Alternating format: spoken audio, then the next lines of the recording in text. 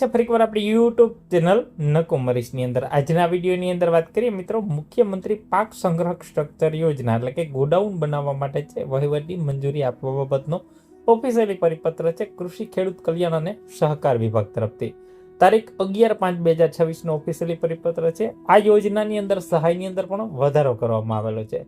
વાત કરીએ મિત્રો, જે મુખ્યમંત્રી પાક સંગ્રહ સ્ટ્રક્ચર યોજના અંતર્ગત છે, જે બજેટ 2026-27 ની અંદર છે 77.18 કરોડ રૂપિયા છે એ મંજૂર કરવામાં આવેલા છે। હવે કેટલીક એની મહત્વની શરતો જોઈ લઈએ। યોજનાની અંદર છે મિત્રો, જે ખેતર ઉપર ન્યૂનતમ 300 ચોરસ ફૂટથી મહત્તમ 600 ચોરસ ફૂટનું પાક સંગ્રહ સ્ટ્રક્ચર બનશે, બરાબર। તો એમાં ન્યૂનતમ 300 ચોરસ ફૂટ માટે છે 1 લાખ રૂપિયા અને 600 ચોરસ ફૂટ માટે 2 લાખ રૂપિયાની સહાય છે મળવાપાત્ર થશે મિત્રો। હવે તમે જો 300 ચોરસ ફૂટનું બનાવશો, બરાબર, ધાર્યું તો 1 લાખ રૂપિયા, 600 ચોરસ ફૂટનું બનાવશો તો 2 લાખ રૂપિયા અને 300 થી 600 ની વચ્ચે બનાવશો તો પ્રતિ ફૂટ મુજબ છે તમને સહાય મળવાપાત્ર થશે મિત્રો।